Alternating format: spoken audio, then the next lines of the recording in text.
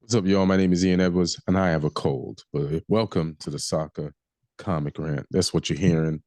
Or if you're watching on YouTube, then you could see it. Once in a while, I'm gonna have to wipe my nose. It just is what it is. You know what I'm saying? Just keep a distance while you watch this or listen to this, so it doesn't, you don't get infected. Uh, I am happy though because we didn't lose to Arsenal, which is one of the topics that we will be covering.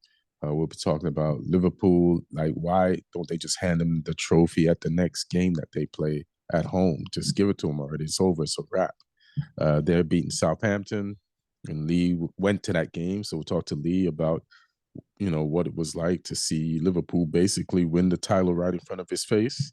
So we'll talk about that. We'll talk about today's game. Newcastle beat West Ham to leapfrog a bunch of teams and to state their claim. They're six. So they can get into the top five. Man City losing to Forest this weekend. Forest cementing their step in the top four. A few more games and they're in Europe. Brian Clough style. Chelsea won. They beat Leicester. Took them everything to do it, but they did. So they're in fourth. So people ain't trying to fire Maresca no more. Not for this week. Sometimes we see a few results and we're like, that person's no good. And we don't look at the overall picture and see that Chelsea's just doing what a lot of teams are doing. There's a lot of good teams. Some people are going to lose some week and some people are not. And you don't know if Maresca's a good coach, really, probably till the end of the season with the last few games. Because if he gets top four for Chelsea, I think that's good. Talk about United. I mentioned Lee is here. We talk about Southampton. Everybody give it up for Lee, stand-up comic, and Southampton fan. How you feeling? I'm okay. We didn't get humiliated this week. We lost, but we didn't get humiliated. So that's the best I can hope for right now. It's funny. One of coaches, if they ever hire a coach, that's the new Ted Lasso. Like, we're gonna get relegated. We just wanted a coach that would prevent the humiliations, losses. Just 2-1's fine. If you lose 4-1, you're out. You don't want to. The goal difference is big to us, not points. But yeah, we'll get into this. I'm trying to figure out. So what should we go with first? Man City's loss to Forest or Liverpool, Southampton? That I'm easy. I mean, the yeah, Liverpool Southampton game, obviously, you got the team cementing their place at the top of the league. City, Forest was probably the two highest placed teams against each other. right. So yeah, either or. And Arsenal United was big just because it's Arsenal Yeah. and United, and then the result ended out. Uh, Passionately, I guess I want to get the Arsenal United thing out of the way because then we can go to, yeah, because we tied, we were at home, we didn't lose, and a lot of people have been criticizing the way that we've been playing. But I've been checking out the way that we've been playing, and even in the champions, in the like my bad, Freudian slip, Europa League game versus Real Sociedad, we kind of went over there and dominated. We didn't win the game, but we kind of dominated. So I said, oh, this system is working a little bit. This if we had even more players that fit the system, this is what the system could do. Because I feel like Real Sociedad was not allowed. We didn't allow them to play the type of football that they're known to play. And I know one of their key players is missing, who won the Euros for them, but so many of our players are missing. And so then coming back to this game versus Arsenal, I watched our game over, and you know how it was terrible to everybody watched it. Our performance in the first half, Arsenal dominated. But I watched it over. I don't know, it's because I knew the score, but I felt we were way more control than it looked when I originally watched it, when we didn't have the ball, And a lot of people are shitting on Arsenal, saying like, if a team won't let you break them down, take shots from the outside. Arsenal did take a lot of shots from the outside. So they did try that, but it just didn't work. Arsenal also thought they were going to kill us. Arsenal fans thought we were going to get killed, and I can't blame them. United fans, including me, thought we were going to get killed. I actually had a good feeling about this game, but I just didn't make that known publicly. But because it's just because, like I said, I'd watched the Sociedad games and a few other games. And I was like, this system is kind of working, but I was worried about not having Dogru in this game. And he helps us out a lot. And I like that Amarin put Garnacho on the right. Because if you want to stop Garnacho from taking erratic shots, put him on the side of the pitch where he can be effective, but not take those erratic shots because he has no angle, even though he did try one. But we got the passes out of him that he's not giving us when he's on the left, because he doesn't have the confidence to shoot on the right like that. If we play him on the right more, he will get the confidence to shoot on the right more, and then he'll go back to making bad decisions. But it's almost like the law of physics is making him find the pass now on the right. So that was a good discovery in this game. As far as Arsenal's concerned, and I hear the Arsenal fan TVs talking about this, the commentators talk. The commentary in this game is so biased. I can tell that the media loves Arteta. And I know why. Because he hasn't won anything in the last 4 years. He won something when he originally started, but they keep talking about, yeah, they have no strikers. I'm like, what do you think we got? Where's our strikers at? But nobody once said, and our one striker who hasn't scored in 19 games, we didn't even start him. And nobody that was commentated mentioned that United ain't got no strikers. Not one. They said he has no Saka, no Havertz, no Jesus. And it's like, if I list the people who are missing, or it's just they're giving him an allowance that they never gave Ten Hag. You can blatantly see that. I rarely mentioned, they rarely mentioned last season R9 injuries, but Saka goes out, they're like, Arsenal has injuries. That's it. They make excuses for him. And that excuse did not work. So I like our defensive work in the first half. And I also like, once we scored a goal, how we opened up. And you want, why can't we play like that more often and attack? And we grew in confidence. We're like, oh, shit, we could beat this team. But what I also like about us is after Arsenal scored, we didn't lose that confidence. We kept it up. And we were the greater threat on the field, and we put Raya to work. Raya was Arsenal's rabbit's foot in this game. They wouldn't have won this game without him. And their best players on the pitch were two defensive players. One was Declan Rice, and one was Raya, which lets you know, if you saw the first half and it looked like we were getting battered, Arsenal's players of the match were people who made the biggest defensive plays. Rice did score, yeah, but he did also stop Højlund from getting a shot off that would have most likely went in the net, and that was a defensive tackle. So if you want to make excuses for Arsenal, and say that, and I think I'm saying that because the commentators here were English. I can't remember the guy's name, but he had an agenda before the match. He's like, they're talking about how poor United are. Then the match starts, and he's like, look at it.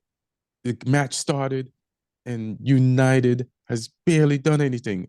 The ball is in the possession of Arsenal, and they're applying pressure. And I'm like, bro, it's 2 minutes in. Like, what are you talking? You played in the Prem. This could happen. You could dominate for 2 minutes, and the other team had the possession later on in the same game for 80 minutes. Like, what does 2 minutes mean? Especially when you know they're poor. And then they're like, oh, United hasn't done anything except for the goal in the first half, blah, blah, blah, blah, blah. And then in the second half, it turns into a game. And it's like, it's just, I, it's the guy with the big glasses. It's not Warnock, but it's something like that. He was a commentator, but it was super biased and just attack after verbal attack against United. So yeah, that was pissing me off. And I was hoping we would like have a reaction to it, even though the players can't hear it. Bruno again was big. Just this is a game Arsenal needed to win, and we're not going to get relegated, but we have pride, and so we dug in there and we played this defensive version of the 3-4-3, basically five at the back. But Bruno again, I think Roy Keane should slag off Bruno more because everything's he slagged off.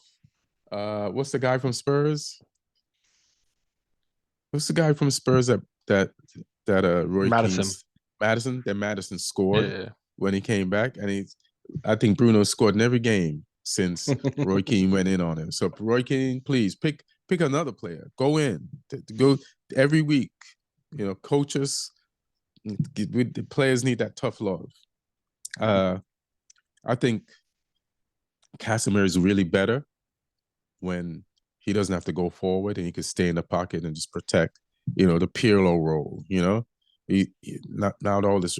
He still had some rash diving tackles, but he didn't have to. He wasn't tired. He wasn't running back and forth, and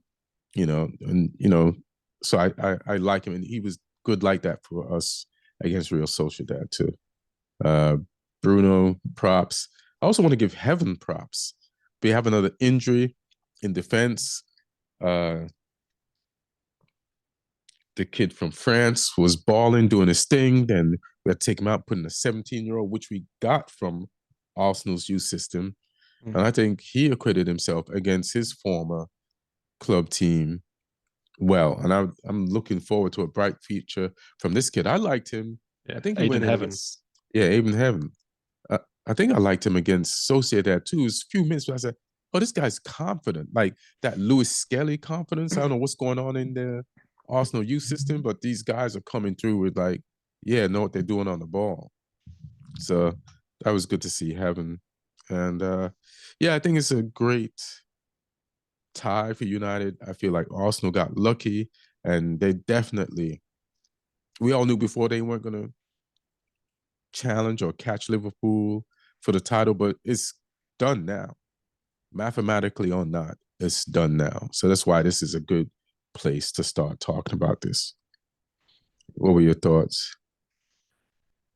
Yeah, it was an interesting game. I mean, Arsenal, like they dominated most of the stats if you look at those in terms of shots and No, shots I off refuse to look target at that. and possession. Why would I But look I at didn't that? I really. look at the one, one, one.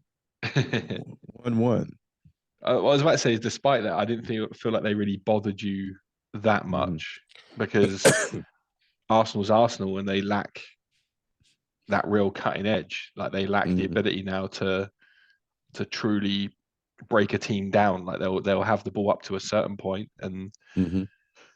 yeah, I don't really think the quality of their chances really reflected what they did sort of further back on the pitch on the ball. But that's their issue, and that's why they've drifted as far from Liverpool as they have. Is their ability to punish teams when they have got a lot of the ball. Mhm. And yeah, there were some big moments right at the end. Like you could have won that game if it wasn't for David Raya, that double save when he got back up and clawed the next one off. Mhm. That saved it for them because that would have been game over right there if that had gone in. But yeah, I think you can definitely take like positives from the performance. And like I said, I thought you'd struggle without Dorgu because he had been giving you something in the games that he's played. But Masraoui and Dallo did okay. in the wing back positions, and yeah, Mazraoui really did good. I got to give him his props too. yeah, And Delo and was solid tackling. yeah, it's like they did what they were needed to do in a defensive manner for sure. And yeah, it's just what can you do to sort of up it in your next game, because you're playing Leicester next, and that's the one where you need to show your more attacking sort of instincts. Because obviously this one you had to defend a little bit more, and Leicester you got next. It's like, well, you know, what can you do here? Because this is the one where you need to show up now. This is the one where you need to, where Amarim's got to show us, like, okay, this is what it looks like when we dominate the ball. And yeah, like you say, other bright spots as well. Like Heaven, really impressed by him. I mean, he's athletic, calm on the ball, like just looks like he'll be a real asset to you. I thought Collier did okay as well when he came in for a little bit. So yeah, like there's positives there, and you can build on that for sure. Well, I want to respond to you talking about Leicester. So we have, I don't even care about Leicester.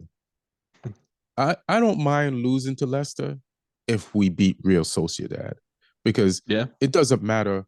We're not, as long as we don't get relegated, it doesn't matter where we finish. You know what I mean? So if Leicester, but if we finish off Real Sociedad midweek this Thursday, I think it's this Thursday, right? And we go further in the Champions League, that's all that really matters. It's in the Europa League to get into the Champions League.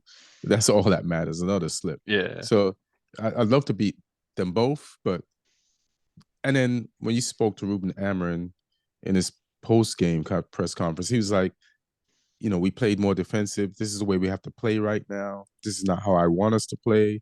This is not how we're going to play next year. But he's got so many injuries. And I just want to read off the list up the top of the dome. Luke Shaw, Mason Mount, Mainu. I'm going to list No Martinez, Harry Maguire.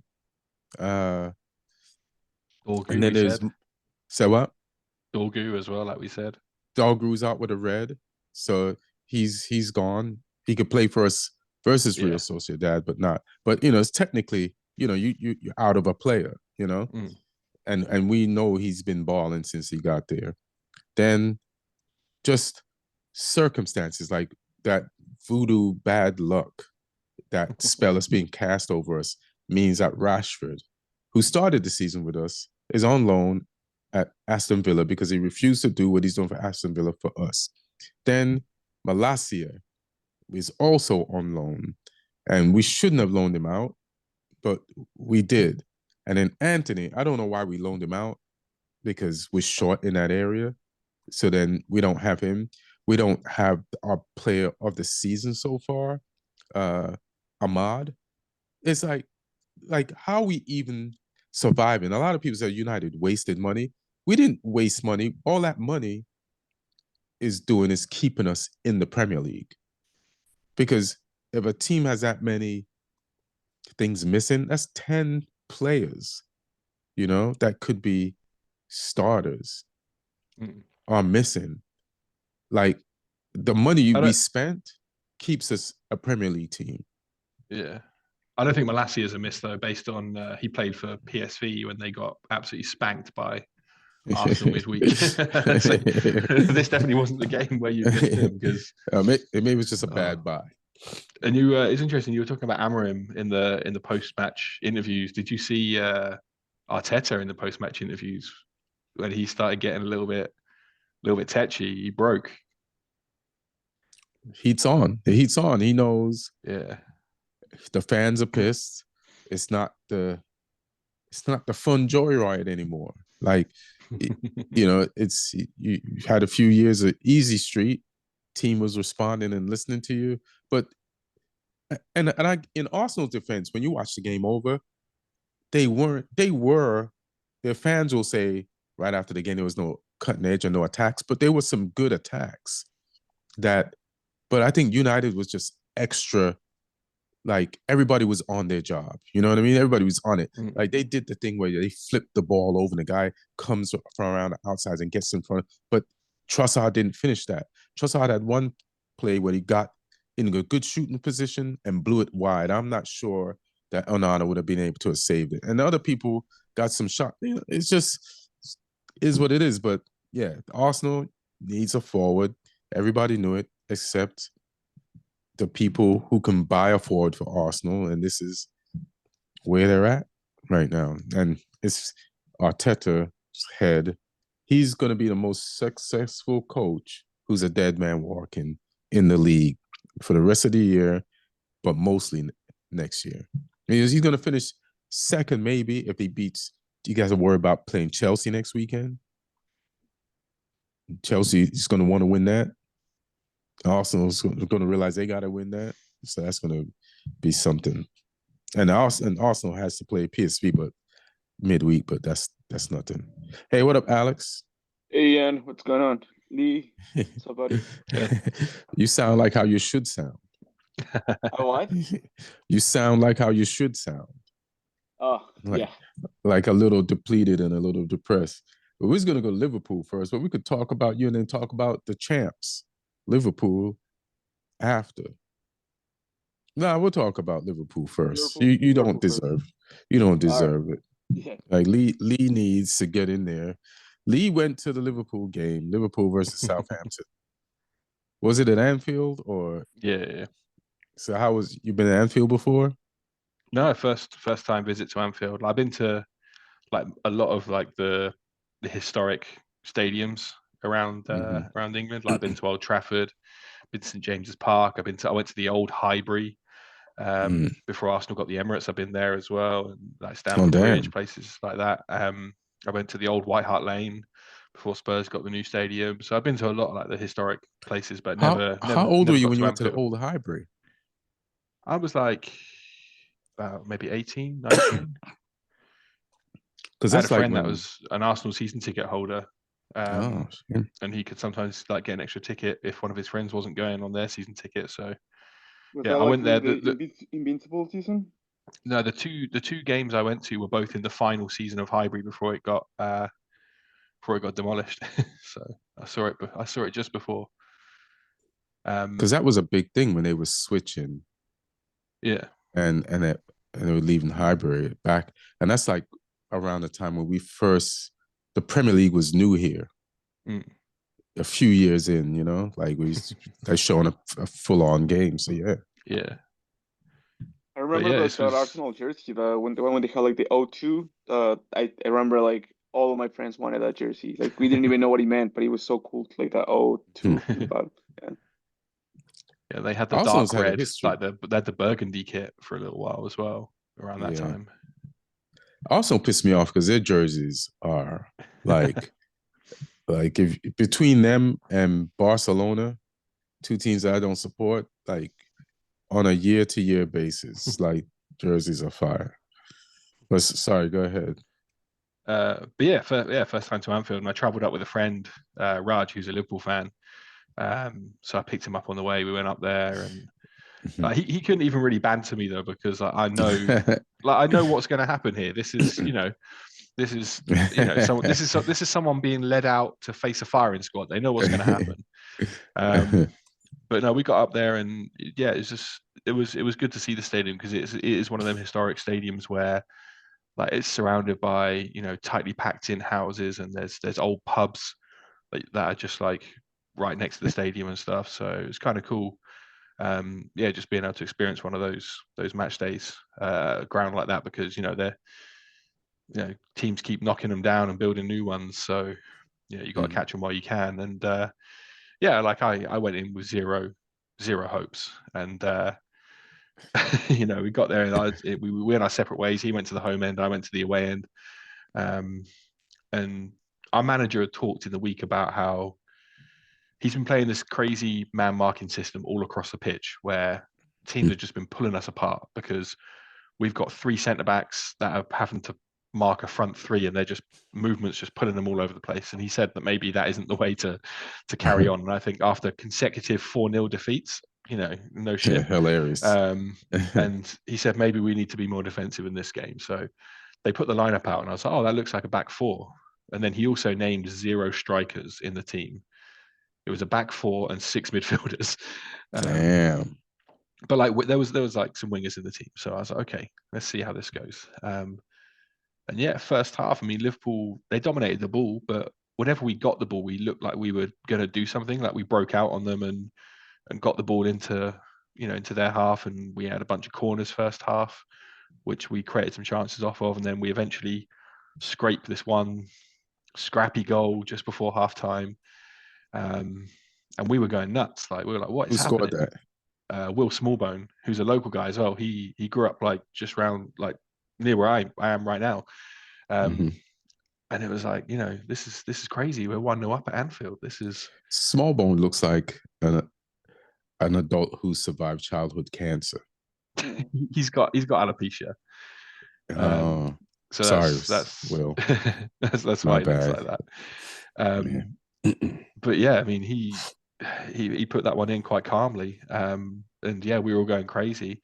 And then the ref blows for half time, and all our fans, we go inside the stand and get a beer, and we're just looking at each other like, is this happening? And then like when the delirium sort of came down, we were like, oh, we've still got to go another 45 minutes, and Liverpool are now attacking the Kop as well, which is where their loudest fans are. Right. And we're like, yeah, we're probably not going to finish this game in front. And I even texted my friend Raj when the second half started, and I was like, this is going to be a long half. It's got 3-1 written all over it. Oh, shit. Or something like that, to that effect. Let me find the text. I got my phone here. I'll see what I said to him.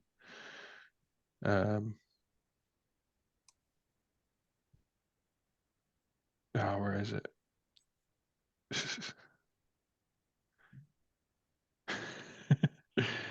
Yeah, if you see that. It's probably pixelated. But I put the words I put with this could easily end up 3-1. That was before a goal had even gone in. And yeah, obviously, when did you get my message? Telling me I should have left at half time. Yeah, I think I didn't I say you should leave now? Yeah. Well, let's see what I said. Yeah, then I said, yeah, I should have taken that advice. You say, if you leave now, you won. Yeah. But yeah, I mean, not taking credit from Southampton or anything. Do you feel like Liverpool players were like thinking about PSG? Like, did it feel that way? No, they were trying. Like he only changed 3 players. So McAllister went onto the bench and Curtis Jones came in, which isn't much of a downgrade because Jones is a good player. He rested Robertson at left back. He put Tsimikas in, and Tsimikas has played a lot of their games. And he took Jota out and put Nunez in, which, different type of player, but still dangerous. And, Nunez, he ended up scoring one and winning a penalty. So he still damaged us. And Salah was trying all he could in that first half, but we were doubling up on him. We were defending well. Ramsdale was playing well as well. So yeah, I mean, they're probably maybe a little bit tired, but they were doing everything they could to try and break us down. But we genuinely defended really well that first half. And there's only so long you can defend against those type of players though. And credit to Slot as well. He changed 3 players at half time as well. Like he took Soboslai off.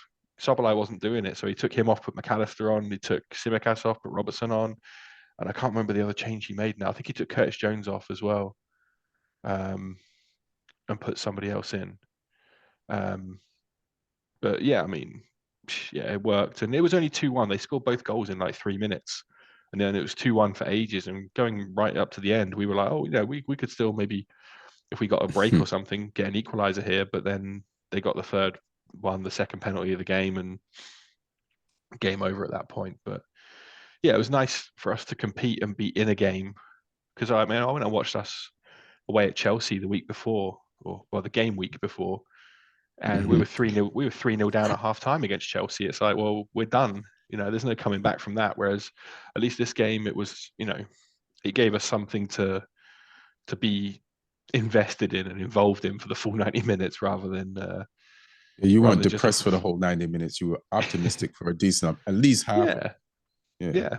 And that's a nice feeling to have where, because, going up there in my mind, I'm thinking, right, okay, this could easily be like a 5 or 6-0 game if their big players show up. And if we don't play anywhere near to our full capability, then it's gonna be a very, very bad afternoon. I feel like it was ballsy of you to go. Like, my team's at the bottom of the table. I'm going to let's get a ticket to see the team at the top of the table. Like, my team probably could end up having the lowest point total of any Premier League team in history, going to see one of the best possible Liverpool teams in history. Like forget wanting to see that stadium. Like, I'd go under different circumstances. So ballsy would go. No, it's like, but that's what being a fan is. I think you got to support your club in the low times. You can't just be like, well, I'm going to go to the games when we're on top and everything's rosy. And a lot of Man U fans are learning that right now, and they're not being able to deal with it. Yeah. I mean, you can voice your displeasure if things aren't going well, but it's like, I still go to the games and back the team and cheer the players on, and I'll boo if they get smashed sometimes. When we were 5-0 down at halftime against Tottenham at home, I booed because it's like, well, this isn't acceptable. But I know, right? Come on, guys, it's Tottenham. What are you doing? Yeah, exactly. But if you go somewhere like Anfield what is like the feeling among Southampton fans? Like, you feel like you'll obviously you're going to the championship, but are you guys gonna come back in like a season, 2 season, or is there like some kind of like a lot of uncertainty about that? Uncertainty, because it's completely unknown, because I think the manager will leave, and then we don't know which players will leave. Some will leave. I think Dibbling will leave. Fernandez will probably leave. Ramsdale will probably leave, and it depends who we replace them with. So there'll be a lot of ins and outs. There'll be a new manager, most likely. There'll be half a new squad, and it depends what that looks like. Which, yeah, it's impossible to predict, and it depends who does and doesn't go up from the Championship this season, because Leeds were starting to pull away, and then they got upset by Portsmouth at the weekend, and it's made that gap at the top a lot closer now. I think they're joint with Sheffield United, and Burnley are only 2 points behind. So, yeah, it depends. But the Championship's a horrible league. It's hard to say that any team will ever certainly come up from it, because it's such a long season. I experienced it last year, and we only just scraped it in the playoffs. So yeah, it's Leeds the team you beat in the playoffs last season. Yeah. Wouldn't that be funny? You're just passing them on the way down. They just ships like, in the night. Yeah, and they're like, "Fuck you!" Like, "Fuck you!" Now we're going up. One thing I would say as well, I started doing, when I do these away games, I started doing little match day vlogs on Instagram that I post up, and yeah, they've got a lot of engagement on there. So I did one for the Chelsea game, did one for the Liverpool game.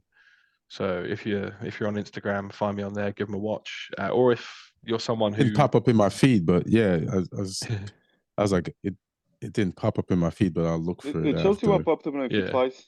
You saw the Chelsea one, yeah. Yeah. This one, I only put the Liverpool one up yesterday. Oh, okay. Yeah, so that didn't pop up in my feed. Yeah, I put it up yesterday night.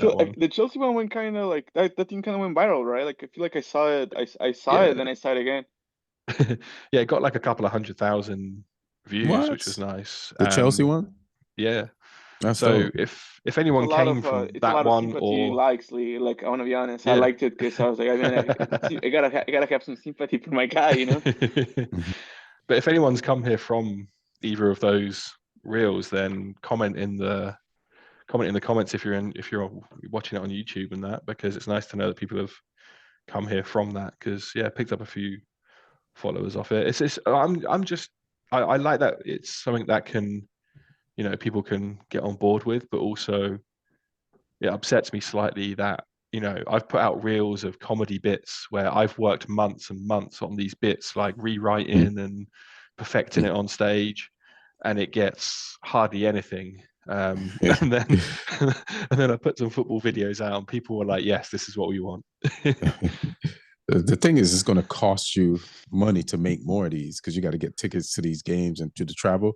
But the good news is you'll be I've in been the going to those games championship. anyway, though. So Yeah. But the good news is you'll be in the championship next season. Tickets are cheaper. There's more games, so more videos to make. To boost your entire profile. This is a bad move. Getting relegated is a bad move for Southampton, but it might be great for you. Well, I think people don't care as much about championship away days, though. The two I posted have been Liverpool and Chelsea. These are, these are games that people know. I don't think people are going to care next season if I'm but like, they might. this. There's a lot of legendary teams in the championship, like teams that had football names, that people would have heard of. So then you're like, you like, who's in the championship now? I gotta look it up, but there's a bunch of teams. Like I say, one of Burnley, Sheffield United or Leicester won't go up. So Leeds won't go up. Leicester and Ipswich will probably be down there with us as well. Birmingham with Tom Brady are probably going to come up from League One. They're top of the league, so maybe Wrexham might be there. Maybe, yeah. So we'll see. Where's but Luton? My next game, who? Luton. Where they at? Luton are going down probably. They're in the relegation zone. They could be doing 2 relegations on the bounce, which is crazy. But yeah, the next game I'm actually going to though is an England game. I'm going to one of Thomas Tuchel's first games. Oh shit! World Cup qualifier against Latvia. It's going to be his second game in charge, so I'm going to that in a couple of weeks. So I'll probably post one from that as well. See if you could prep the audience, make sure you come back next week because I'll be going to see. Boom, do that. That's good. Yeah, I like watching those. It gives me some insight, a taste of the experience. Some people get really angry over some of the weirdest things in those videos, though. Like at the start of the Chelsea one, I posted I talk about where I parked and then got the tube in London too, and people are like, "Why didn't you walk?" People in the comments like, "Why didn't you walk?" And I'm like, "What?" It's a 50-minute walk. I wanted to get the tube there. I walked back afterwards, but listen, I spoke to Francis, and people are angry in England. All right, the country's not exactly. So I was like, "Why is everybody so angry in England?" And he gave me a reasonable answer because I've felt the temperature of anger growing in England. And people are unhappy. So why didn't you walk? It's probably one of the nicest things, the nicest insults somebody could have came at you with in England. Oh, I mean, people were, it was phrased a little bit more rude than that, but and then on the Liverpool one, I put I showed a video. They got this thing inside the stadium where a machine that automatically pours your pint of beer and then it's ready for you, so it's not done by a person. I put that up, and people are going against that in the comments. Because it took somebody's job. No, I think they just think it's not right. It's not traditional. It's not, but now you got to look for the things that piss people off the most, because that drives traffic and pushes the post further into the algorithm. So yeah. I mean, I kind of when I went to the Chelsea game, I kind of mocked the protests they were having against the owners. That was hilarious. And people, some people bit hard on that one. I was like, I'm a comedian, you don't take everything I say seriously. I know there's more to it. I know there's more context behind this, and that there are some, legitimate grievances with these owners, but I tried to make a little joke about it. So chill out. Yeah, have some fun. Well, England it's rough in England right now, so It's been rough for a while though. That's the problem. Everything's been the public services and everything are all being drained, and it's been that way for a while now. So it's not getting better. Yeah, so people are just spraying anybody online. Anybody can get it.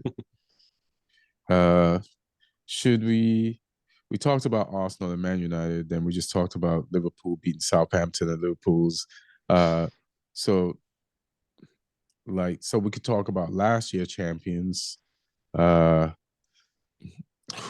just lost to a team that almost got relegated last year, who also had points deducted, and who also had points deducted.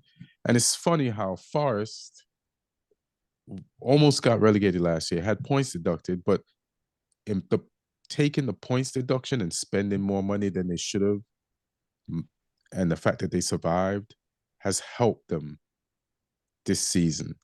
And they're third in the table. They're above Man City. They actually helped to knock Man City out of fourth spot. Where is Man City now? No, I think they're fifth. I think Chelsea won, right? Yeah. Yeah, City Chelsea's fourth. Yeah. Yeah.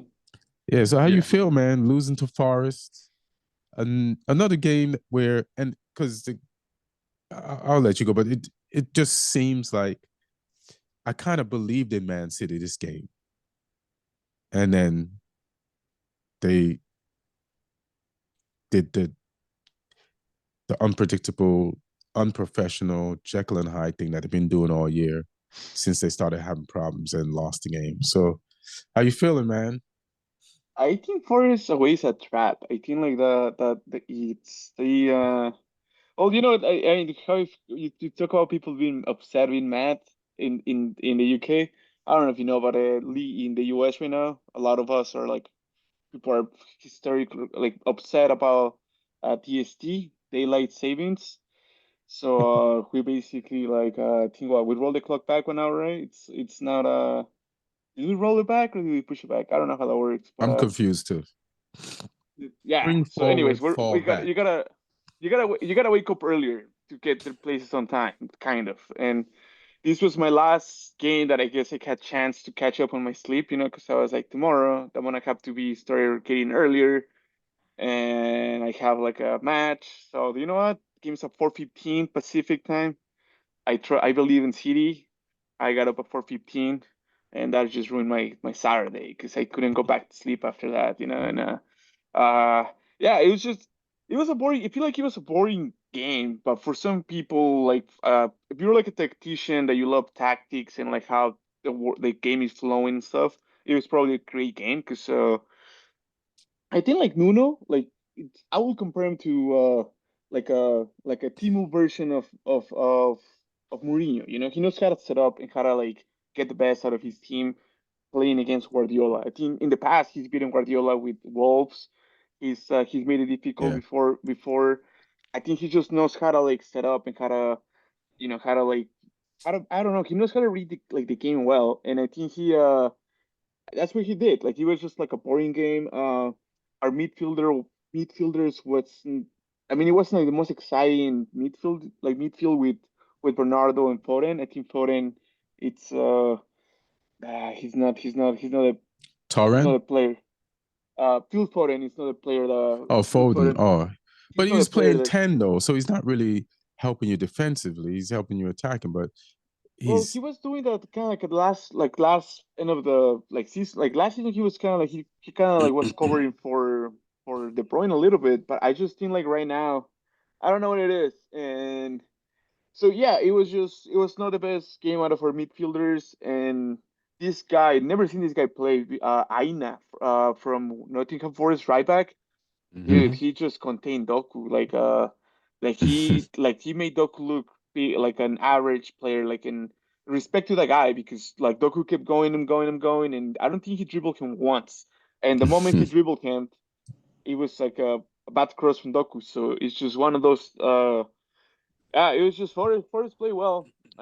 It seemed like what the moment the key part of the match Nico Gonzalez got a yellow card, and the same with Nunez, and Guardiola subbed them out because they had yellows and the game was And then getting put the old physical. guys back in.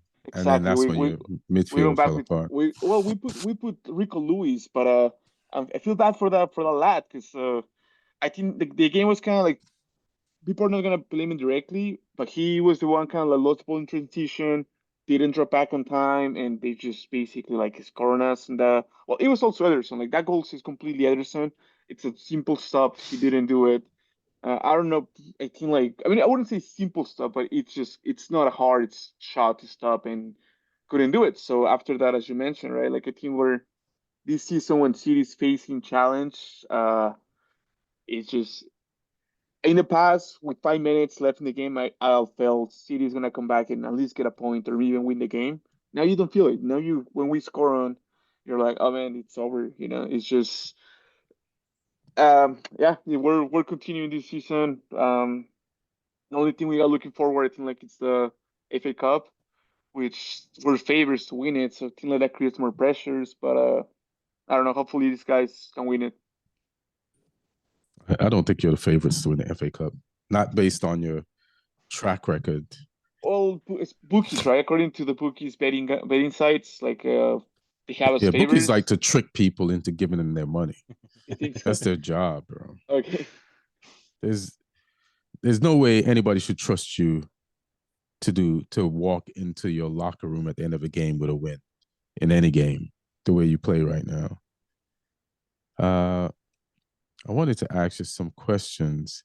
So when Hudson-Odoi scored in the 83rd minute, I felt your midfield acquitted itself well. It was a young midfield, or are better than having, it was Foden in the pit.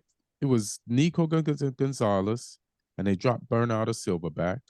So that's like younger legs, and Bernardo, because like, hey, I can guide you through this. I've been in this team for a minute, but I still have my legs.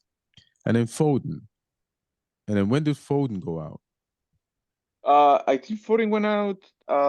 He went out for De Bruyne after I think we got scored on.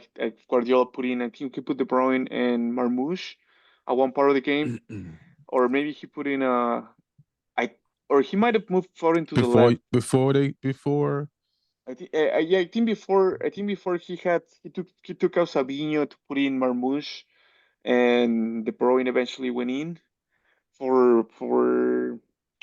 Yeah, no, actually, I think Marmoush came in for. I cannot recall, but yeah, not one of our best matches. Yeah, and I mean, I think like he keeps coming to like little distractions that in the past, like you had those distractions, and the team was so good that you knew you can overcome those. Now, little adversities, it seems like the end of the world for us. So I don't see like the same drive they had on. It's gonna be interesting what we do over the summer. I think a lot of players are probably it's like they're coming to the end of their city days, and yeah, I don't know. Yeah, you sound like how the team played. Good. But you also feel like you feel worse than United does. But you still can. Well, there was actually like qualify a for very good. Champions League. There was a good question posted on the.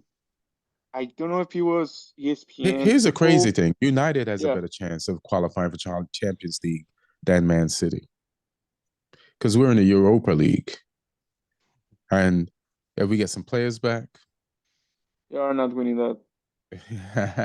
but we on paper with no injuries, we're one of the best teams in it.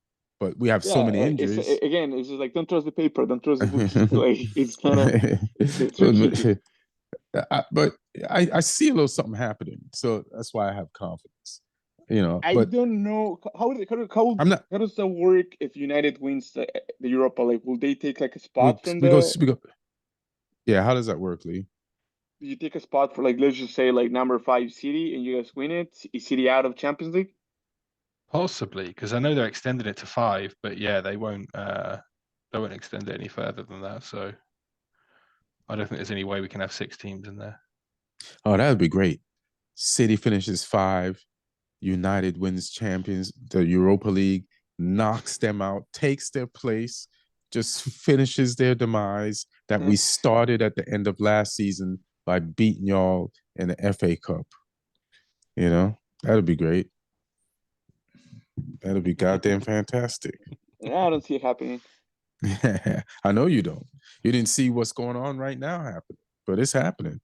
You lost to Forest. No, like this game with Forest, I saw it. I was like, man, I don't know why people are acting so confident. It's not a.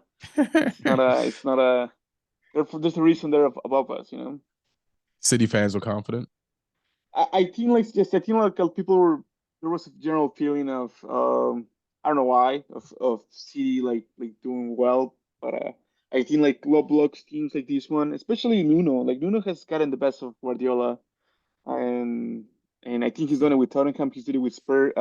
He did it with Spurs. He did it with Wolves, and now he's doing it with Forest. So you're the only City fan that wasn't high this weekend. before the Well, I match. kind of lost because I got up at 4:15 in the morning to watch the game. You know. Right. Well, they lost. I'm gonna check out these standings to see. Chelsea beat Leicester. Cucurella saved them. What do you guys think about the Jadon Sancho penalty? It's a penalty because there was contact, but I mean, But contact ain't a foul. When you don't get the ball, it is, and it's like that. If it's contact, if it's legs to legs, and you don't get the ball, but don't the referees can tell, like, if the player is not in enough pain to click his heels together and go to the ground, if he's like conscious enough to, if I get hit by a car, I'm not diving. I just got hit by a car, like for real, for real. But Jadon Sancho is acting like he got hit by a car, but he's also doing this action to make it look like he got hit by a car. And it's like, if you see that, like I thought the league was doing really good recently of like overturning some penalties, but I think they regressed this week. Like he got contact, but he still had that ball. Yeah, like I said, I think it is a penalty, but it's also he grossly over exaggerated it as well at the same time. But yeah, unfortunately, it's both. I mean, not that it mattered because Cole Palmer, this poor guy is on the. I mean, he's got the nickname Cold Palmer. He's on a cold streak right now. Like he is ice cold. He is he is frozen over in terms of his goals and assists, which is bad news because I've stuck with him in my fantasy team the whole time. And he's an expensive player in fantasy football, and I'm debating if because I thought he's not been performing, and then his last two games, Southampton and Leicester, the two worst teams in the league, and I'm like, right, I'll leave him in for these, and he did nothing. Even worse than nothing. He missed a penalty against Leicester as well. So he did. It's like that was his thing. Yeah, so it's like I might be shipping him out. They got Arsenal next. That's going to be a big game, but I don't think he's delivered. It's a little unfair because I think he started so hot that people expected that was like, oh wow, this is him, this is it. I think if he would have started more, I think he was overproducing at the beginning, and now that's the expectation. While the reality is just more. He's finding now he's like he's more of. He's not had a goal or assist in 17 games, which in his position. In the team and his position in the league, like he scored like 5 and like 2 assists or something like that. So I think he was. Like he went off at the start of the season. I don't think people were expecting that to continue, but to play in the position he plays in a team that is strong, to not get a goal or assist in 17 games, what are you doing? I know he's obviously contributing in other ways, like he'll win fouls and he'll help them keep the ball and he'll maybe assist the assist. But if you're playing the position he does in a team that have got top 4 aspirations, you got to be chipping in. Feel good. I feel like he'll turn it back on, and at some point, because I believe in him. But I also feel like he misses Nate Jackson. Like they had this chemistry and this partnership, and they could work off each other, and it was working. But now they played Neto as a 9, and I don't. Neto's a wing guy, so I'm sure he's like trying to figure out where he should be as opposed to like combining with Cole Palmer. And they had Nkunku on the left and they had Sancho on the right. I mean, we worked ultimately because Cucurella got his goal in, but yeah, Chelsea's has shuffled a lot of things around. The only thing consistent with them is Caicedo, Palmer, and Fernandez. Like they and Sancho for the most part. But maybe having a 9 that you understand really helps you. But that still doesn't excuse the penalties, like you just said. Like the penalties are penalties. He's called Cole Palmer because he can handle those situations, and he hasn't handled them. That free kick in the United Arsenal game, it was 11.2 yards. What do you guys think about that? I also want to state that the free kick that was given to Arsenal in that same game was also, it was given some extra yards. So it's not our fault that they didn't take advantage of their extra yards and we took advantage of ours. Yeah, I mean, it is what it is. It's it's frustrating if you're on the receiving end of it. But you also got to look at don't make the foul and should your keeper do better as well. So, but it was a good strike from Bruno. So, yeah, it is what it is. I mean, you're a goalkeeper. What does it feel like watching a goalkeeper take 2 hours to set up a bad wall? And then not only did he set up a bad wall, but he didn't set up a bad wall, but I'm just saying as a joke. But it's always bugged me when goalkeepers set up the wall and then they go to the other side of the goal. And it's like, why don't you stay in the middle? That's what they're told to do, right? Yeah. Because the wall covers one side, but they want to get to a point where they can see the ball. Because if they're directly behind the ball, they don't see the ball. If they're directly behind the wall, they don't see the ball until it comes over the heads, and it's too late. If it's a good strike, it's too late. So the ball's there to protect part of the goal, and they want to see the ball and protect the other part. But then you see some of them, they do some stupid stuff, like they'll step one way before they've seen where the ball's going, like just before the ball struck, and that will throw them off balance, and then they don't get to it. So yeah, it's it depends how far out the ball is as well. Because like when I played as a goalkeeper, I barely had any players in my walls. It would be 2 or 3 people max. I never liked a 4 or 5 man wall because I wanted to see. I backed myself as a goalkeeper that if it's a certain distance out, the more I see of it, the more I back myself to save it. And I'm like, if it's 30 yards out, all right, I don't think many players can beat me from 30 yards out if I can see it all the way. But yeah, the thing is, the closer it gets, like the more. I didn't think this one was that close in either. But goalkeepers just love, putting players in there. Whereas my view is always, I want to see the ball. I want to see it leave the foot, and I back myself to save it. But for Sanchez on this one too, is it Sanchez or Raya? Raya, yeah. Those guys look alike to me. Both Spanish goalkeepers. Yeah, playing in London. For what bugs me is like, there's only one place Bruno could fit that, because normally you have the decoy, the guy that can take the free kick standing. They're both facing each other, and you don't know if it's going to be this guy or this guy. But all there was this guy, and it's like the Bruno's not going to go to this, and then you know what I mean. Like you still have time to react, even if Bruno's good enough to do. So I just don't understand why you're that far that way. With no you know who's kicking the ball. Why you're all the way to the other end? But that goes back to my point as well. Like if I want to see the ball and I don't want people in the way of that, it means I can then stand in the middle of the goal, which means I'm equidistant from whatever corner they can put it in. But if you set your wall up and then you have to go the other side because that's what you've been taught, and then it goes in the other corner, you're not going to get there potentially unless your footwork's really quick or unless you're super, super agile. So that was my preference, is always I'll go in the middle of the goal, let me see the ball, and I can get to each corner. I haven't got as far to move as I would if I position myself over one side of the goal and then they manage to hit the other side, because then I'm not making it. Yeah, I prefer that choice that you So not many people do it though, which is odd. Yeah, it's kind of odd to me. I need to get the gloves back on and go into goalkeeping coaching rather than outfield coaching.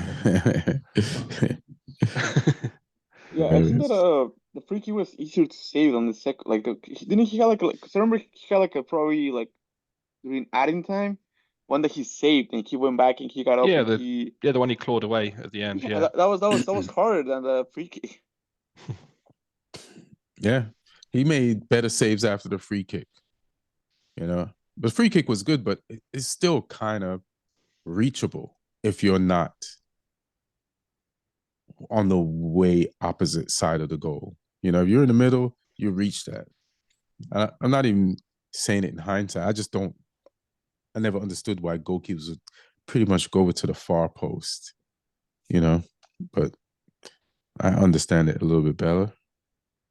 No, don't agree with it still, but I understand a little bit better. Do you want to talk a little Champions League, PSV? Is it P? Is it Liverpool PSG are the versus ones.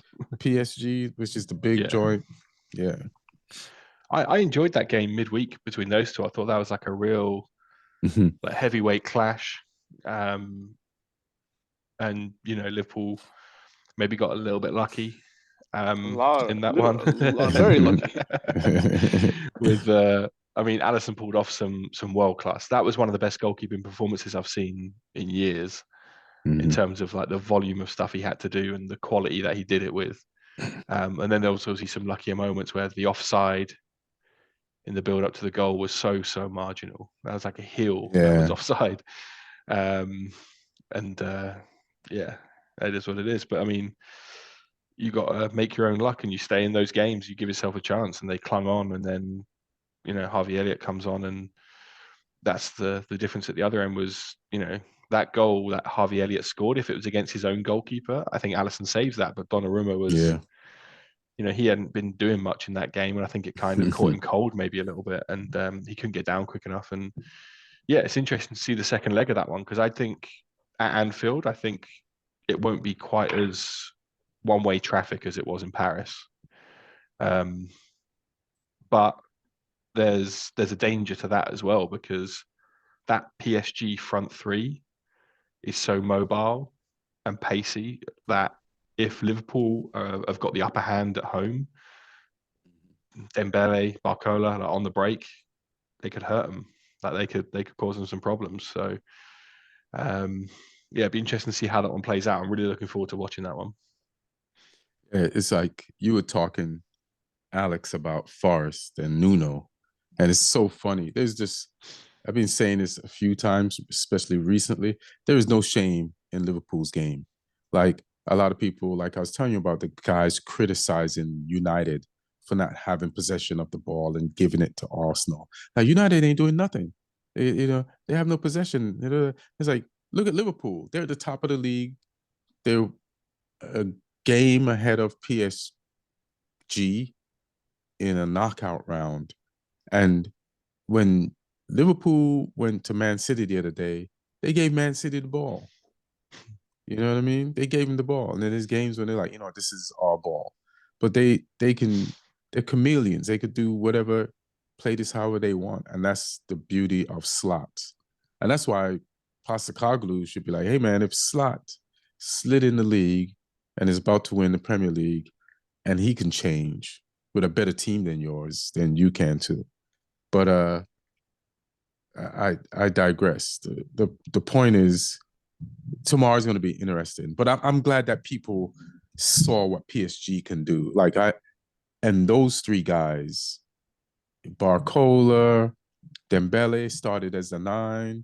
Then they had Kvaratskhelia on the right, and then which is really where Dembele is most comfortable. Those guys just interchanged all game, and it was just wave after wave of just like PSG was like, this is our chance to take this, to win this. I don't know if they call it a cup tie or this knockout, just whole thing right here in this one game. But those guys, man, I'm glad they kind of lost, because I want to see them attack again. Win or lose, PSG is exciting. And now that they need to attack, they're going to attack. That's what I want to see when they come to Anfield midweek. And we'll see what Slot does. If he's going to forest them, if he's going to attack himself, he don't care. He'll play like he's Stoke. He don't care. I have a question for the chat for you guys. If you're you're like an Arsenal fan watching the Atletico Madrid Real Madrid game, who do you want to face? Like, can you beat any of those teams right now with no striker? The way you've been playing and stuff, can you go to Bernabeu and meet Madrid or Atletico? It's like they're both seems like tough matches, You're damned if you do, and you're damned if you don't.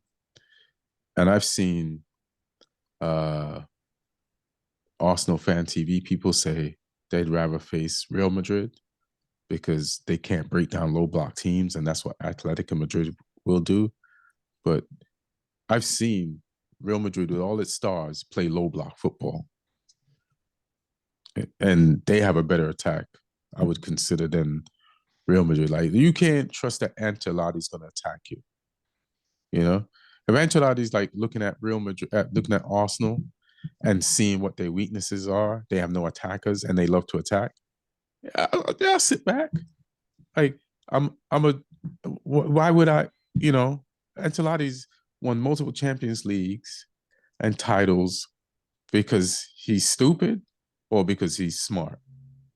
So there is no guarantee. I think like Arsenal fans are like they're so entitled. Like you have not been here. Like, stop. Like City faced Madrid 4 times in a row, playing our best like best football, pick City levels, and we still lost. Right. Like with Madrid playing low blocks, with Madrid attacking, with whatever, still ended up losing. So I don't know. I don't understand why these guys are not cheering for Atletico to go, because they think like you're not beating Madrid. Yeah, because they're just using their basic football mind. Like, you guys have attacked them relentlessly over all those series and lost, and they're better than Arsenal, like you said. So it's like, why do you think Atletico Madrid is a better option for you? It's like, good luck, bro. What were you gonna say, Lee? I thought you had something. Yeah, just like we've seen Arsenal struggle against low blocks time and time again this season. So yeah, weirdly, Real Madrid may be the better matchup for them. No, man. I still think they lose that one as well. So yeah, they might get done 7-1 by Real Madrid, thinking it's going to be easier if they face Atletico Madrid. What's the big matches next week, Kent? Arsenal Chelsea is going to be pretty big. Also, there's Carabao Cup final as well. Oh, Newcastle versus who they playing? Liverpool, yeah. Who you got? Liverpool got a lot to do this week. Yeah, I mean, even with that in that game coming up, I'm going to back Liverpool because Newcastle missing some players, like Gordon suspended for that silly red against Brighton the other day, and then they got some defenders injured as well. Isak has seemed to he's been in and out of the team with some injuries, so I don't think he's fully fit right now. So yeah, I'm gonna back Liverpool. I mean, even if Newcastle are fully fit, I'll be backing Liverpool anyway in this one because I think they're just a stronger team, and their game against PSG is tomorrow, Tuesday night. So they've got a fair bit of recovery time before that final as well. So yeah, I'm going to back them. I'm gonna go with whatever happens against PSG because I don't know. I think like a bad result against PSG that throws you up a little bit, and you have to go and now you have more pressure and things on. And not, I mean, Newcastle is like a knowing team to play. Like they're not like a. And on a good day, they basically they can get the best out of teams. So I think I don't know if Liverpool's gonna beat PSG or PSG is gonna win that, but I will back my prediction based on how that goes. I'm looking at Newcastle's lineup from their game today, which they won. They beat West Ham 1-0. And see who. So Pope is back. He didn't play in their last one, right? And they got Guimaraes, they got Joe Linton, there's Tonali. So they have their midfield. They took Isak out today. I can't remember at what point. And I was trying to look at the strength of their bench. They got Willock, Longstaff, Target, Louis Smiley. Louis Smiley's a weird one because The red card carries for the final to on the FA Cup. The red card carries over to the final. Yeah. If it's an FA competition, it counts. The only place it wouldn't count is European football. That's the only thing that's separated. That's annoying. So if you get a red card in the Premier League, the FA Cup, or the Carabao Cup, you'll be banned in the next ones, I believe, anyway. But Gordon's definitely suspended. You're right. Yeah. Who's Newcastle's starting right back now because Trippier was on the bench for most of the season. He's been coming on strong, but he's in for somebody. Who was that? I can't remember. Well, Hall got injured, Right, and so what they've done is they moved Livramento from because it was Livramento at right back and Hall at left back, and they just switched them over. So because Livramento can play both sides, so he got moved to left back, and then Trippier came in right back. I think it'll be that exact same back four that they played tonight that will play against Liverpool. It wouldn't surprise me. Yeah, I mean that team looks completely different because when I watch him against Arsenal, I was like, oh, they're nice. They got the Lewis Hall guy. I like him. It's a well, he was in Chelsea right before he joined. Yeah, that's it. I think Livramento he came through Chelsea as well, and he came to us and then went to Newcastle. But I actually think because Hall likes to get forward a lot, and I think actually against Liverpool, even if Hall was fit, Livramento and Trippier might be the best combo because I think they're the two better defenders. They want to hold back a little bit. Yeah, and Trippier got that experience as well. I mean, it'll be Livramento that goes up against Salah because he being left back. So I think Hall, as an attacking player, could have got caught out by Salah on that side. So maybe it made him a little bit more solid. Be interesting to see how much they go for it or how much they try and play on the counter, because they got guys who can hurt them on the counter, like people like Murphy. You know, they play well that way. But yeah, I mean, I like what Alex said about depends on what happens midweek, and then to use that information to say what's going to happen on the weekend in the final. But without that information, just off top, I'm gonna go with Newcastle, just because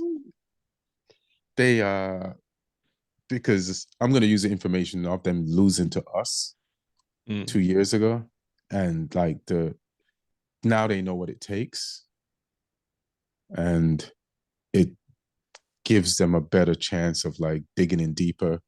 And they don't really have to attack this Liverpool team. This Liverpool team is a tricky ass team. They're like shapeshifters, man. They're like, oh, let's play this way. Oh, let's be this animal. Let's be that animal.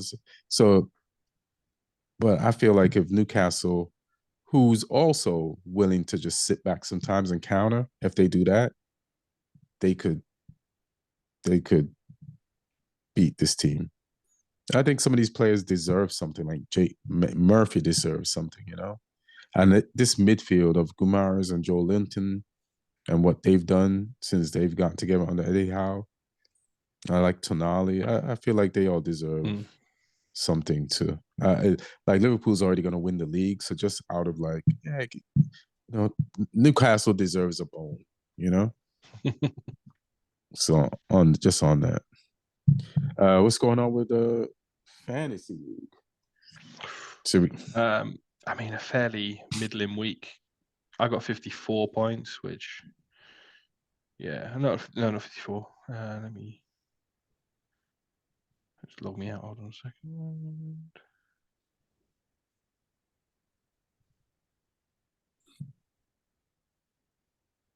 Martin did better than me this week. I know that much. Though. Son of a 59. Sorry, I got. Right.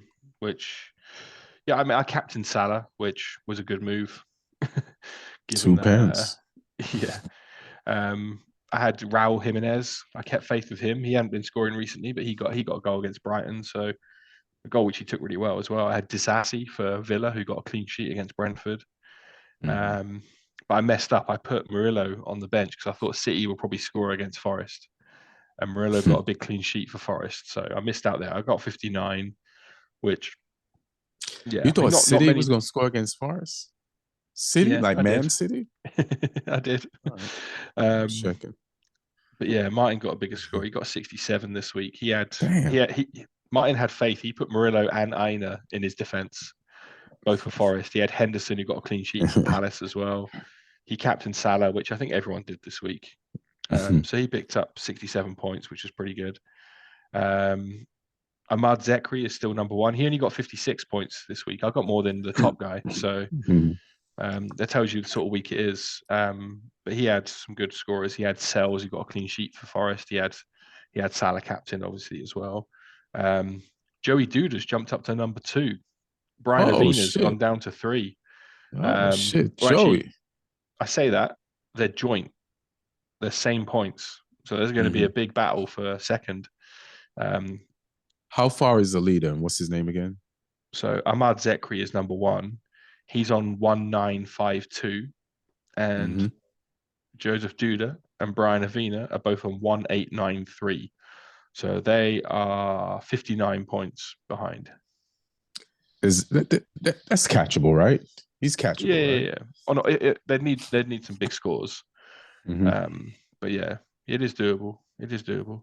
Nobody got in the hundreds this week because there just wasn't people doing that much. I think 70s are the highest scores I can see here.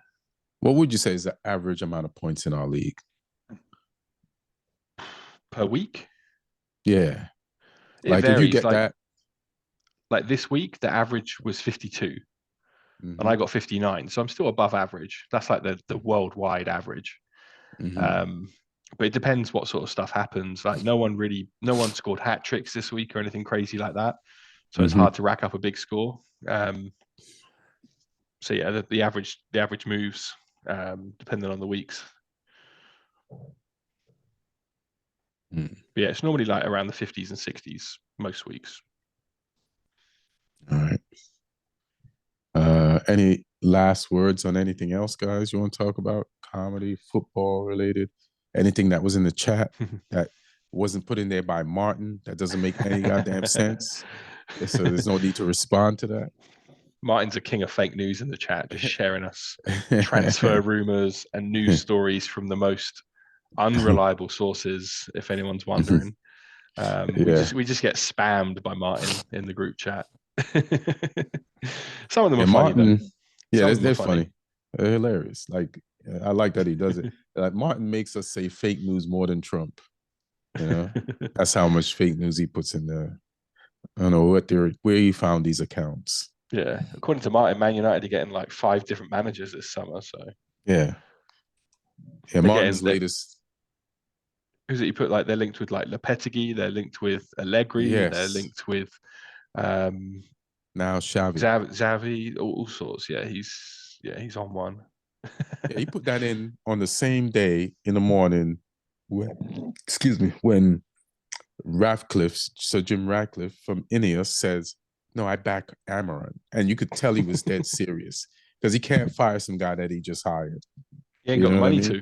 He can't afford it. Number one, so it's like, why would you put Xavi is the next is a guy to replace Amaran in the chat? It's hilarious.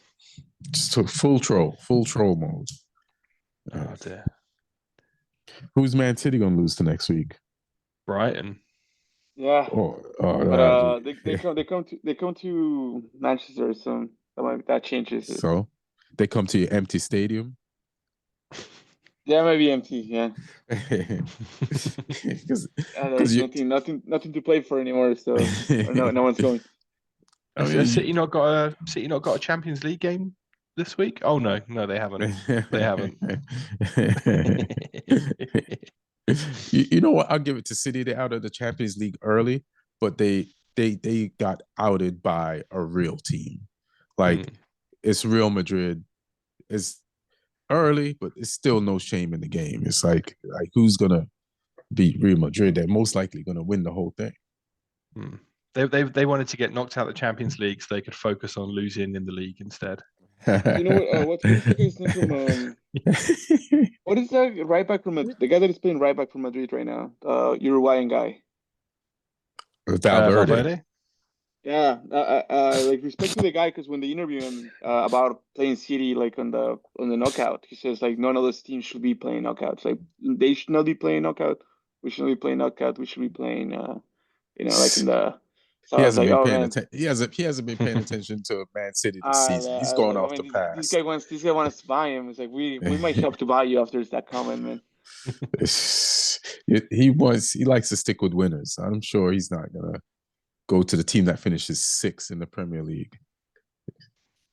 There's a real danger. Like, how do you feel? Like, let me look at the, and I'm talking shit. I'm a Man United fan. Like, we know our place. You know what I mean? But let me punch up a little bit, right now. Let me punch up a little bit. So forget Liverpool. You ain't catching them, right? Shit, forget Arsenal. You ain't catching them. They got 55 points. You got 47. Ahead of you is Chelsea with 49, Nottingham Forest with 51. But behind you is Newcastle with 47, same amount of points. Brighton, who you play, has 46, one less point than you. So that is such a big game this weekend for you. Huge game. And then if you lose that and Aston Villa wins, they could leap over you because they have 45 points. Bournemouth has 44, so I don't know who they play, but they could get in your ass. And I'm not going to go, and that's down to 9th place I'm talking. So how are you feeling? Honestly, like we already play like all the our toughest match that we have probably is Aston Villa. After that is, I mean, on paper, we got Brighton, we got Leicester, Crystal Palace, Everton, Wolves, Bournemouth, Southampton, Fulham, United. Like that's where we might just win. You didn't beat United at your place. You realize that, right? That's exciting. We'll beat them at Old Trafford. Even that's even nicely. Arsenal, who's ahead of you, didn't beat us there. And I don't think Liverpool beat us there. You did not beat us. Like Mateo Nunez. We beat. What do you mean? We beat you. Mateo Nunez beat City. Like you guys, like it was like that guy all of a sudden kind of like. So you just want to disrespect. Okay.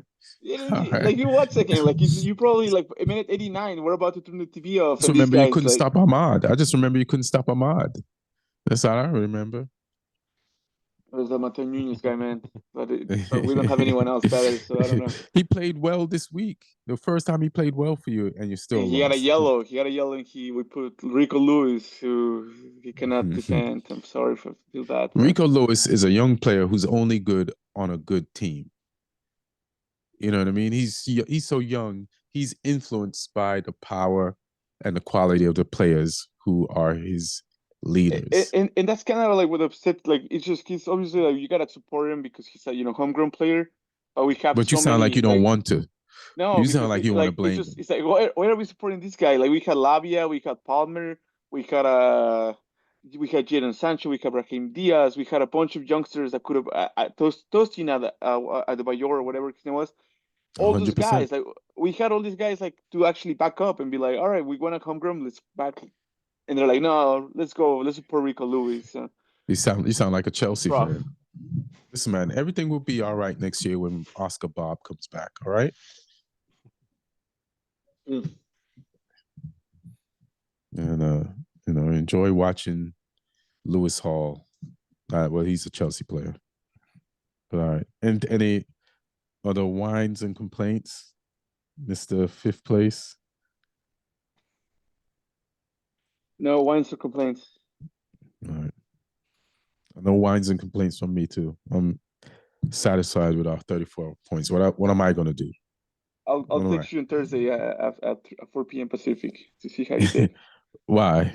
So you think we're not going to beat Sociedad? Of course. I don't know. You hope we don't beat Sociedad? I will text you 4 p.m. Pacific time, and I will regardless if you win or not. I will text you. 4 p.m. Give me some extra time. Maybe I won't get to see. That's what I said. Right like 4 p.m. because like if game starts 1 p.m. It's gonna go to overtime, PKs. Over. It's pretty funny. I'll give you that. It's funny. Oh man. All right. All right. And you want to plug anything? When's your special? Did you shoot your special? When's it dropping? Yeah. Did you shoot a rock gallery special? I did. It's I'm finding. I have to what do you call it? And why do you sound like a Man City lawyer? Man City lawyer. Because yeah, well I'm trying to change it from a special to more like a documentary style. So there's more content to be filmed after that, because it will be more. I think it will be better if I should kind of like some context as to which bit represents, kind of like if I'm talking about something. So that's just why it's kind of like the vision changed after something came out after. The vision changed, and I gotta feel more special. I mean, I gotta get more content to film the whole thing now. All right, but you should still edit the special, like It's fully done. It's I by can itself, it's done. colorized, audio, everything. Yeah, and what do you Done. think is going to come first? Are we going to get a verdict on the 115 charges, or are we going to get Alex's special? I feel like it's gonna take just as long as the 115 charges verdict for Alex to get this done. That's what this sounds like. like. The problem is like during the special, I might have said some stuff that incriminated City, so I cannot release it until Just cut it out. That should be a problem. And if you said some stuff that might have incriminated City, then you know they're guilty. So that's case solved. No, I think we're guilty. It's just more like a question of like what's the punishment, you know? I thought a few weeks ago you was like you beat the case. No, that's what I'm saying. Like we're for sure like guilty, but I think like it's just not a like we'll talk about it in the next podcast if you want to. All but right. It's just all right. The evidence came in like through illegal ways. So I think we have some loophole as to they hacked our computer, they stole our information, you know, and stuff like that. But it wasn't specifically you. I get what you're saying, but that's such a City defense. You know, you found out that we were stealing illegally. Our lawyers' defense is better than our current defense. Okay, so we might need those guys to play for the rest of the season. Shit, throw up contracts around their opposing offensive players. Maybe that'll tie them up. All right. Anything you want to plug, Lee? Just Lee Hudson Comedy on Instagram. Jump on there, have a look at the match day reels. Watch some of my comedy reels as well, because that's what I want to be known for. I was gonna say that one, the Chelsea one, and the McDonald's one. I feel like those are the ones that went viral. Hilarious. I gotta go there after this and check it out. What about you? What you want to plug? Since you don't want to plug your special. Nothing. We have a comedy festival in Coachella Valley Comedy Festival happening for 3 days. That's kind of like the major attraction, and after that, April gets pretty slow here just because it's festival season. So there's not a lot of shows happening, you know. All right. When is the comedy festival? What's the dates? And what's the name of the festival? The name changed. It used to be Coachella Valley Brewery Comedy Festival, and now I think it's Little Street Comedy Festival. I cannot tell you exactly what the name is, but it's on the 20th, 21st, and 22nd of March. Because Coachella threatened you all so much. Coachella actually did threaten the brewery because they were using their kind of like their Coachella font in the background, and they sent them like a cease and desist. So, hey man, that looks too much like our stuff, you know. Hilarious. All right, I've done that festival before, right? No, I thought I did, but I did the brewery. Yeah, you did the brewery. Yeah. All right, cool. So that's a dope place. We cannot afford you, man. Come on, you know, like it's like 50 comics equals money in other words, you know. Hilarious. I wish, bro. But yeah, go check that out and follow me at Ian Edwards Comic. My special should be coming out soon. Go to the YouTube, subscribe to it at Ian Edwards Comic too, and so that you could, you know, get the notification of when the special drops. All right, y'all. Thanks for listening. Thanks for watching. Enjoy the Champions League this weekend. Enjoy the Carling Cup final, and enjoy the Premier League on the weekend. We love you. Be good to each other.